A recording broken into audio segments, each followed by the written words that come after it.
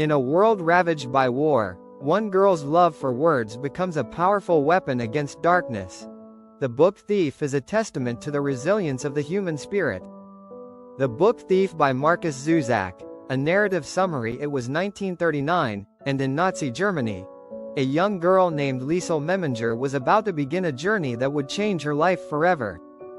This is the story of Liesel's survival, the power of words, and the unlikely friendships formed in the midst of the horrors of World War II. The tale is narrated by Death, who, with a detached yet compassionate perspective, weaves the threads of Liesel's life as she grows up in a small town called Poignant. Part 1. The beginning of a journey. Liesel's story begins under bleak circumstances. On a train, she is traveling with her mother and younger brother to a foster home after being separated from her family. Tragically, Liesel's brother dies during the journey, and her mother is taken away by the authorities, leaving Liesel alone. Death watches as the young girl grieves for her brother, and as he carries his soul away, he is struck by her curiosity and resilience. At her new home, Liesel is taken in by Hans and Rosa Huberman, a kind-hearted yet rough couple. Hans is a gentle soul, a painter and accordion player, while Rosa is a strong-willed woman who has a harsh exterior but a loving heart. Liesel's arrival is not easy. She is a stranger to their home, and the language barrier, her grief, and the trauma of losing her family make it difficult for her to adjust. But Hans, with his tender care, begins to form a bond with Liesel by teaching her how to read. The first book Liesel steals is the Gravedigger's Handbook, which she takes from the cemetery after her brother's burial. It is a small act of defiance in the midst of the chaos surrounding her. Hans and Liesel bond over this book, and in their shared moments of reading, Liesel slowly begins to understand the power of words, the source of comfort in the midst of suffering. Part 2. A love for words. As Liesel settles into life with the Hubermans, she discovers the dangers and difficulties of living in Nazi Germany. The oppressive regime is everywhere, posters on walls, soldiers in the streets, and the fear that looms over every interaction. Yet, Liesel finds solace in the words she learns, and her love for reading grows. Hans continues to help her with her reading, often using the pages of Mein Kampf, Hitler's autobiography, as a means of learning. Liesel, of course, does not understand the full significance of the book, but Hans helps her navigate it in a way that reveals a world far beyond its pages. Liesel's life begins to intertwine with that of her best friend, Rudi Steiner. Rudi is the son of the local butcher and a boy with a heart full of adventure, a penchant for mischief, and a deep admiration for Liesel. Though Rudi's romantic advances are frequent, Liesel remains oblivious to them, seeing him more as a companion in her quest to understand the world and, ultimately, to survive. Liesel's relationship with the books she steals evolves. She begins taking books from the mayor's house after discovering a hidden library. Each book she steals, whether it is The Shoulder Shrug, The Standover Man, or The Whistler, represents more than just a rebellion against Nazi censorship. They are a means for Liesel to connect to a world that feels distant, a refuge from the overwhelming sadness of the war. Part 3. The war intensifies. The war escalates, and the town of Poignant is not untouched by the ravages of the Nazi regime. Hans is drafted into the army, and Liesel's world is further shaken as air raids become a frequent part of life.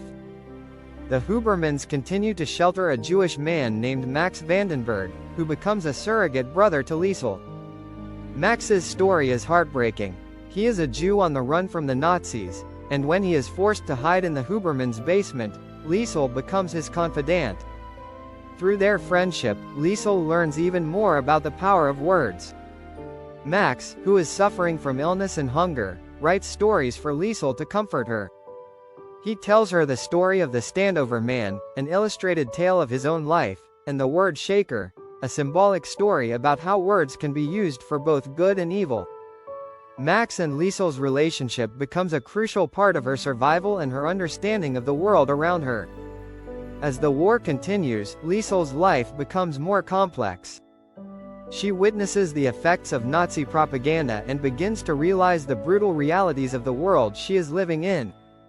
Yet, she continues to find refuge in the books she steals, and with each new book, her understanding of life, love, and loss deepens. Part 4. The power of words in the midst of war. Liesel's strength and resilience continue to grow. She begins reading aloud to the other residents of the bomb shelter during air raids, sharing the comfort of her books. These readings become a source of hope for the people of Mulching, a way for them to escape their fear, even if only for a moment.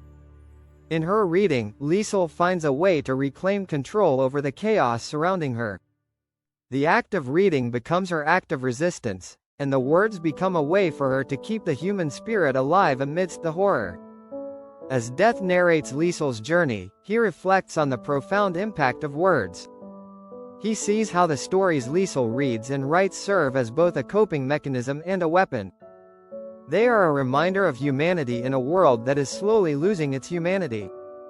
The words that Max writes, the books Liesel steals, and the stories Liesel herself writes all become ways to remember those who have been lost to the violence of war. Part 5. The end of the story. The final chapters of the book Thief bring the devastating impact of war into focus. Liesel's life, like so many others, is marked by loss. Mulching is bombed, and in the aftermath, many of the people Liesel loves are killed. The Hubermans, Max, Rudy, so many are taken by the bombs, by the brutality of the war. Liesel survives, but the weight of the losses she's endured is almost too much to bear. In the end, Liesel returns to the ruins of her town after the bombing and retrieves the one thing that has always given her solace: her books. She survives the war, and death watches as she grows old. Before she dies, Liesel is reunited with Max, who has survived the war in his own way. Liesel, now an old woman, dies in Sydney, Australia, having lived a life shaped by the words she loved. Conclusion: the book Thief is a haunting tale of survival, loss, and the healing power of words.